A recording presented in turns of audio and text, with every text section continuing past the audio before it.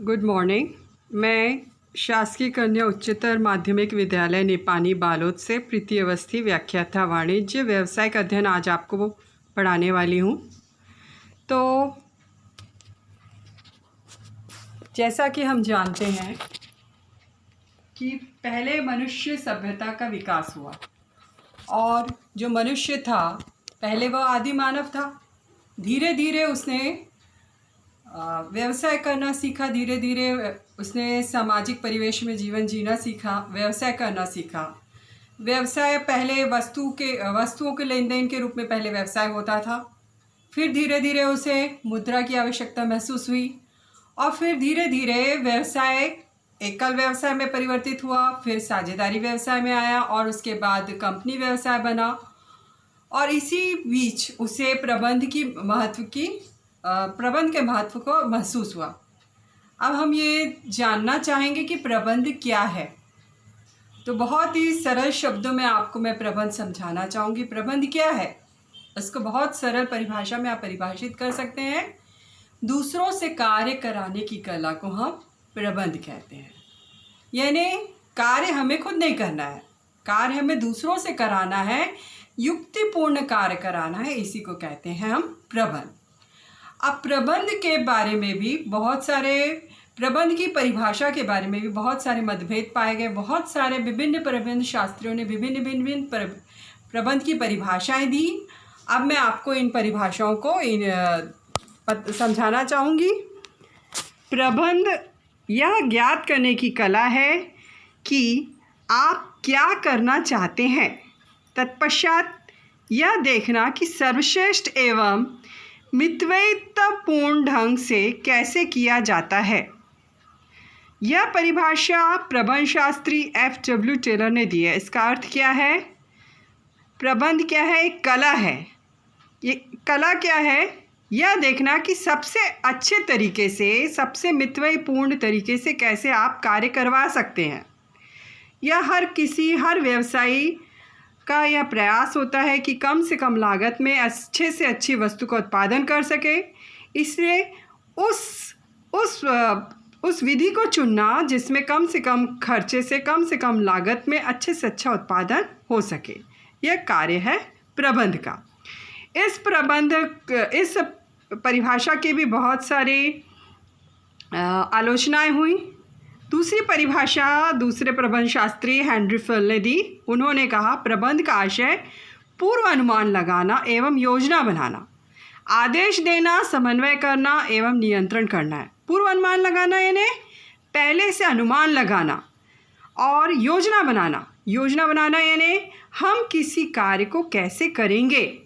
आदेश देना कैसे कार्य करना है, किससे कार्य करना है, कैसे करवाना है। समन्वय करना यानी आपसी तालमेल बैठाना। अगर आपसी तालमेल नहीं बैठेगा तो कोई भी कार्य सफल नहीं हो सकता, क्योंकि सबके सार्थक प्रयास से ही कोई कार्य सफल हो सकता है। नियंत्रण करना, बिना नियंत्रण के कोई कार्य नहीं किया जा सकता। नियंत्रण होना बहुत ज़रूरी है। कक्षा में भी आप पर नियंत्रण आपके शिक्षक का होता है। विद्यालय में नियंत्रण का कार्य प्राचार्य करते हैं। अगर नियंत्रण अच्छा नहीं होगा, हमारे पास सारे साधन उपलब्ध होंगे तो भी हमारा कार्य अच्छे से नहीं हो पाएगा। यह परिभाषा प्रबंध शास्त्री हेनरी फिल ने दी थी। इसकी भी कई आलोचनाएं की गई। अब मैं तीसरी परिभाषा आपको बताऊंगी। वह परिभाषा है प्रबंध व्यक्तियों का विकास है, ना कि वस्तुओं का निर्देशन। प्रबंध का अर्थ, यह परिभाषा प्रबंध शास्त्री लॉरेंस ए एप्ले ने दी है। प्रबंध का अर्थ व्यक्तियों का विकास करना है, यानी व्यक्तियों के गुणों का विकास करना, ना कि वस्तुओं का निर्देशन। वस्तुओं का निर्देशन नहीं करना यानी वस्तु की गुणवत्ता बढ़ाना ही नहीं, बल्कि मनुष्यों के गुणों का विकास करना, मनुष्यों का सर्वांगीण विकास करना। अब चौथी परिभाषा प्रबंध शास्त्री जॉर्ज आर टेरी ने दी है। इन्होंने प्रबंध को एक प्रक्रिया माना, एक पृथक प्रक्रिया माना है, जिसके अंतर्गत इन्होंने नियोजन क्या है? नियोजन मतलब अंग्रेजी में नियोजन को कहते हैं प्लानिंग करना, कि कैसे कार्य योजना बनाई जाए। जैसे विद्यालय में भी नियोजन किया जाता है, विभिन्न कालखंड दिए जाते हैं विभिन्न विषयों को पढ़ाने के लिए, ताकि आपका पूरा सिलेबस सही टाइम पे कंप्लीट हो सके। संगठन क्या है? दो या दो से अधिक व्यक्तियों को समूह को हम संगठन कहते हैं। संगठन, भीड़ को संगठन नहीं कहा जाता। संगठन क्या है? दो या दो से अधिक व्यक्तियों का समूह, ताकि एक उद्देश्य की पूर्ति हो सके, और वो उद्देश्य हमेशा सकारात्मक होना चाहिए, इसी को संगठन कहते हैं। क्रियान्वयन, किसी भी चीज़ को क्रियान्वित करना ज़रूरी है। अगर हमने कोई अच्छा विचार किया है, लेकिन जब तक हम उसको क्रियान्वित नहीं करेंगे तो उत्तम परिणाम हमें नहीं मिल सकेंगे। नियंत्रण, नियंत्रण क्या है? लोगों पर कंट्रोल करना। अगर नियंत्रण नहीं होगा तो बिना नियंत्रण के कोई भी कार्य सफल नहीं हो सकता, जिसका निष्पादन मनुष्यों और प्रसाधन के उपयोगों के उद्देश्य को निर्धारित एवं प्राप्त करने के लिए किया जाता है। इसका नियोजन, संगठन, क्रियान्वयन और नियंत्रण, इनको शामिल करके हम क्या करते हैं? इसका प्रयोग मनुष्यों का और प्रसाधनों का उपयोग हम क्या करते हैं? हमारा जो उद्देश्य, हमारा जो निर्धारित लक्ष्य है, उसकी पूर्ति के लिए करते हैं। यह परिभाषा प्रबंध शास्त्री जॉर्ज आर टेरी ने दी। इस परिभाषा की भी कई आलोचनाएं हुई। अब हम कहेंगे इसकी उपयुक्त परिभाषा क्या होगी। तो परिभाषा क्या है? प्रबंध कला भी है और विज्ञान भी है। इससे कला क्यों कहा गया? किसी कार्य को करने की विशिष्ट कला को, विशिष्ट कार्य तरीके को, विशिष्ट ढंग को हम कला कहते हैं। और विज्ञान क्यों कहा है? तार्किक, जो तर्कों पर आधारित हो और जो क्रमबद्ध ज्ञान हो, उसे हम विज्ञान कहते हैं। तो प्रबंध को कला और विज्ञान दोनों माना है। जो प्रशासन द्वारा, प्रशासन क्या है? प्रशासन का कार्य है नीतियों का निर्माण करना। उच्च प्रबंध को भी प्रशासन कहते हैं। तो प्रबंध कला एवं विज्ञान दोनों हैं, जो प्रशासन द्वारा पूर्व निर्धारित लक्ष्य और उद्देश्य को प्राप्त करने के लिए मानवीय प्रयासों का, मनुष्य द्वारा किए गए प्रयासों का नियोजन करना, नियोजन को प्लानिंग भी कहते हैं। संगठन करना, संगठन को अंग्रेजी में ऑर्गेनाइजेशन बोलते हैं। समन्वय, समन्वय को अंग्रेजी में कोऑर्डिनेशन बोलते हैं। इसको सरल शब्दों में उचित तालमेल भी कह सकते हैं। निर्देशन, निर्देशन को अंग्रेजी में डायरेक्शन भी कहते हैं। सही निर्देशन की आवश्यकता है, तभी हम अपने लक्ष्यों तक पहुंच सकते हैं। अभिप्रेरण करना, अभिप्रेरण यानी किसी कार्य को करने के लिए उसको अभिप्रेरित करना, उसको उत्साहित करना, इसको अंग्रेजी में मोटिवेशन भी कहते हैं। और नियंत्रण करना, नियंत्रण करना यानी कंट्रोल करना। अगर सही नियंत्रण नहीं होगा तो कार्य हम सही तरीके से नहीं कर सकते। अब प्रबंध का संबंध 5 M से है। 5 M क्या है? पहला M है मैन। किसका समन्वय का? मैन का अर्थ क्या है? मनुष्य। दूसरा है मटेरियल, मटेरियल यानी सामग्री। तीसरा है मशीन, मशीन यानी आप जानते हैं उपकरण जिससे हम कार्य करेंगे। चौथा है मनी, मनी यानी मुद्रा। और आखिरी है मेथड, किस विधि से, किस उच्चतम विधि का उपयोग करके हम प्रबंध की कार्य करें, ताकि हमें कम से कम लागत में अच्छे से अच्छा उत्पादन हम कर सकें। तो प्रबंध में 5 M, ये प्रबंध के 5 M हैं। इनके बिना कार्य संपादित करना कठिन है। ये 5 M है: man, material, machine, money and method. अब हम इसको समझेंगे। देखिए, पहले दिया है आधारभूत तत्व: man, material, machine, money, method. Man यानी मनुष्य, मटेरियल यानी सामग्री। अगर सामग्री उपलब्ध नहीं होगी तो उत्पादन कैसे होगा? अगर मनुष्य नहीं उपलब्ध होंगे तो कार्य कौन करेगा? मशीन, उपकरण, मशीन की सहायता से, उपकरण की सहायता से हम कार्य संपादित करते हैं। मनी, मनी यानी मुद्रा, मुद्रा के बिना कोई भी व्यवसाय कर पाना संभव नहीं है। मेथड, विधि, वह शेष तरीका जिसके द्वारा हम कार्य पूर्ण कर सकें। इसके लिए प्रबंध के, अब देखिए प्रबंध के कार्य, ये प्रबंध के मुख्य कार्य भी है। पहला है प्लानिंग, नियोजन, नियोजन करना। जिस उद्देश्य को आप पूरा करना चाहते हैं, उस उद्देश्य की प्राप्ति करने के लिए सर्वश्रेष्ठ तरीकों को चुनना ही कहलाता है नियोजन करना। इसी को अंग्रेजी में हम प्लानिंग कहते हैं। अब दूसरा है ऑर्गेनाइजेशन। ऑर्गेनाइजेशन को हिंदी में बोलते हैं संगठन। संगठन क्या है? दो या दो से अधिक व्यक्तियों के समूह, ताकि उद्देश्य पूर्ण हो सके। किसी उद्देश्य को, किसी सकारात्मक उद्देश्य को पूर्ण करने के लिए दो या दो से अधिक व्यक्तियों को, समूह को कहते हैं संगठन। तीसरा है नियुक्तियाँ। नियुक्तियाँ इसको अंग्रेजी में कहते हैं स्टाफिंग। स्टाफिंग यानी नियुक्तियाँ, यानी सही कार्य के लिए सही व्यक्ति को नियुक्त करना ही नियुक्तियाँ कहलाता है। जैसे मैं वाणिज्य की शिक्षिका हूँ क्योंकि मैंने वाणिज्य विषय का अध्ययन किया है, इसलिए मुझे वाणिज्य विषय पढ़ाने दिया गया है। मुझसे अगर कोई जीव विज्ञान पढ़ाने बोलेगा तो ये गलत होगा। तो सही कार्य के लिए सही व्यक्ति को नियुक्त करना ही नियुक्तियाँ कहलाता है। अब आया डायरेक्शन, निर्देशन। सही निर्देशन की आवश्यकता है। आप विद्यालय आकर क्यों अध्ययन करते हैं? क्योंकि आपको सही निर्देशन की आवश्यकता, और ये निर्देशन करने का कार्य यहाँ पे हम शिक्षकों द्वारा किया जाता है। हम आपको सही तरीके बताते हैं, आपकी गलतियाँ आप सुधारते हैं, आपको सही गाइडलाइंस देते हैं और हमारे निर्देशन के अनुसार आप अच्छे नंबरों से पास हो पाते हैं और वाणिज्य विषय का अध्ययन कर पाते हैं। अब आइए देखिए आगे है मोटिवेशन। मोटिवेशन को हिंदी में बोलते हैं अभिप्रेरण करना। किसी भी कार्य को करने के लिए मनोबल होना, अच्छा मनोबल होना ज़रूरी है। मन को उत्साहित करने के लिए, मनुष्य को कार्य करने के लिए, जैसे मैं एक उदाहरण दूंगी, मैं घोड़े को पानी पीने के लिए ला सकती हूँ समुद्र नदी के पास, लेकिन उसको कार्य करने के लिए, पानी पीने के लिए मजबूर नहीं कर सकती।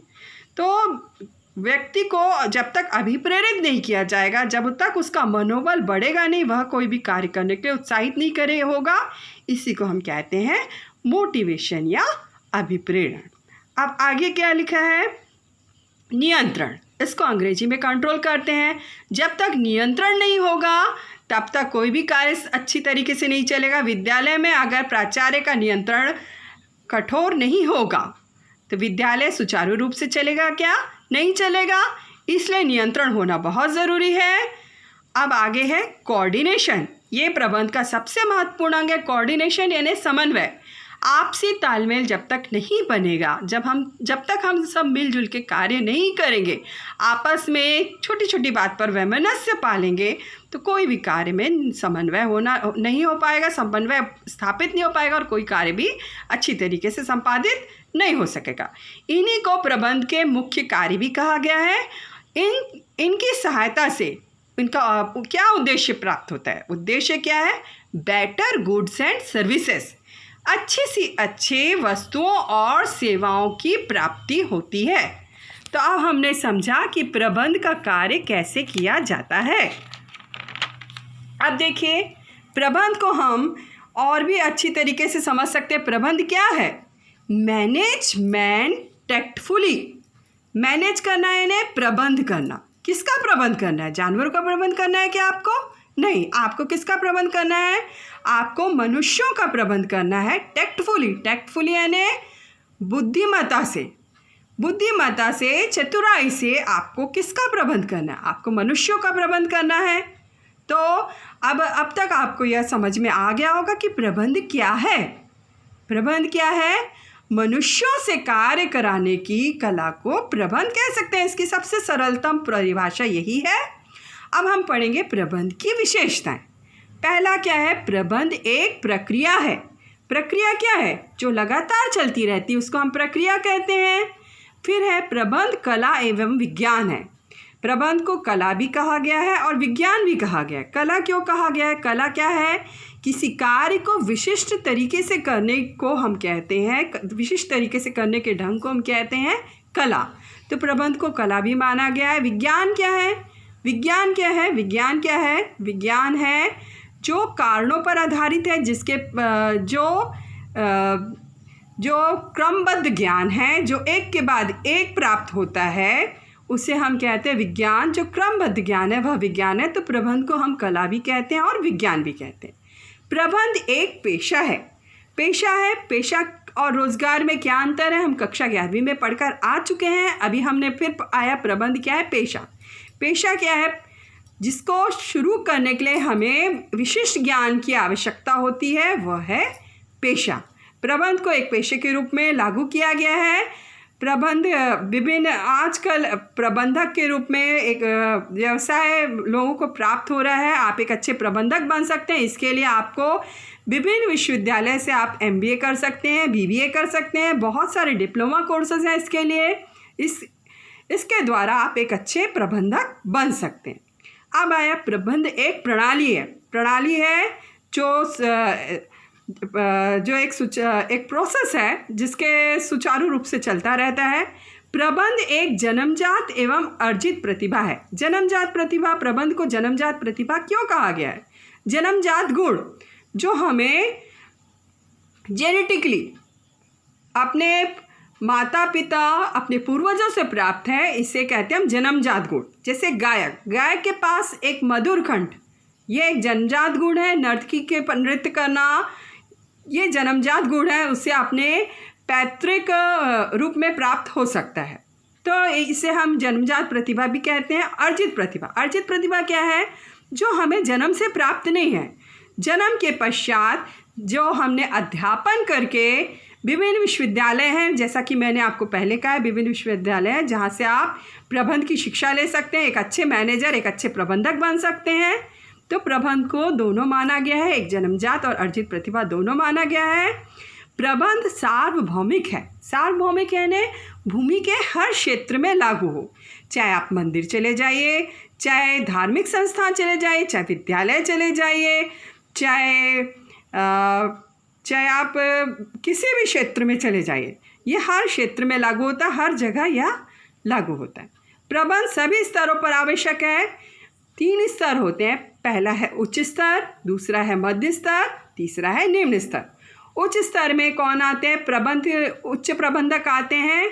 इनको हम प्रशासन भी कह सकते हैं, और इसमें इनका कार्य है नीतियों का निर्माण करना, और उच्च स्तर का यही कार्य है, नीतियों और नियमों का निर्माण करना, और इसको सुचारू रूप से कैसे क्रियान्वित किया जाए, ये कार्य है मध्य स्तर का। मध्य स्तर के कार्य में प्रबंधक आते हैं। अब मैं अपने विद्यालय में आ जाऊं तो मध्य स्तर में हम आ गए आपके शिक्षक लोग, हमारा कार्य है आपको शिक्षित करना। और निम्न स्तर में कौन आता है? निम्न स्तर में आ गया है श्रमिक वर्ग, जिन्हें कार्य करना है, जिनसे कार्य करवाना है, इनकी ही मेहनत से कार्य संपादित हो पाएगा। ठीक है। अब है प्रबंध उद्देश्यपूर्ण होता है। प्रबंध के जो किया जाता है इसके पीछे कोई ना कोई उद्देश्य, कोई ना कोई लक्ष्य होता है। तो बिना लक्ष्य या बिना भी उद्देश्य के प्रबंध कार्य लागू नहीं होता है। प्रबंध एक समूह है, एक सामूहिक प्रयास है। मैंने आपको पहले बताया प्रबंध सामूहिक प्रयास है।